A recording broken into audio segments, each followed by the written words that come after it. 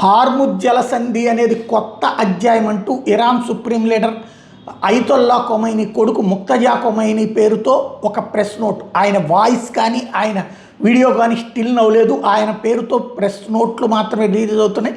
Persian Gulf Hormuz జలసంధికి కొత్త అధ్యాయం ఆవిష్కృతమవుతోంది అంటూ ఆయన పేరుతో ఒక పోస్ట్ పెట్టారు ఎక్స్ వేదికగా. టెహ్రాన్తో అణు ఒప్పందం కుదిరే వరకు హార్ముజ్లో తమ దిగ్బంధనం కొనసాగుతుందని ట్రంప్ చెప్తున్నారు.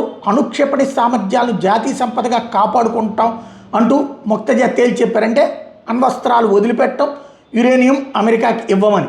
దేవుడి దయ వల్ల పర్షియన్ గల్ఫ్ ఉజ్వల భవిష్యత్తులో అమెరికా ఉండదు, హార్ముజ్ కోసం కొత్త నిబంధనలు తీసుకొస్తాం, అవి గల్ఫ్ దేశాలకు ఆర్థిక లబ్ధి చేకూర్చడంతో పాటు ప్రశాంతత పురోగతి తీసుకొస్తాయి.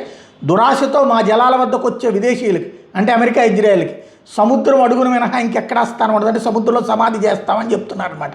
ఈ సందేశాన్ని టీవీలో బిగ్గరగా చదివి వినిపించడం అన్నటువంటిది ఇప్పుడు కనిపించింది. ఓవరాల్గా అమెరికా మిలిటరీ ఒక పక్కన తమ దిగ్బంధనాన్ని దాటుకుని వెళ్లాలని ప్రయత్నించిన 42 నౌకల్ని అడ్డుకున్నామని చెప్పాక ఈ స్టేట్మెంట్ ఇచ్చారు.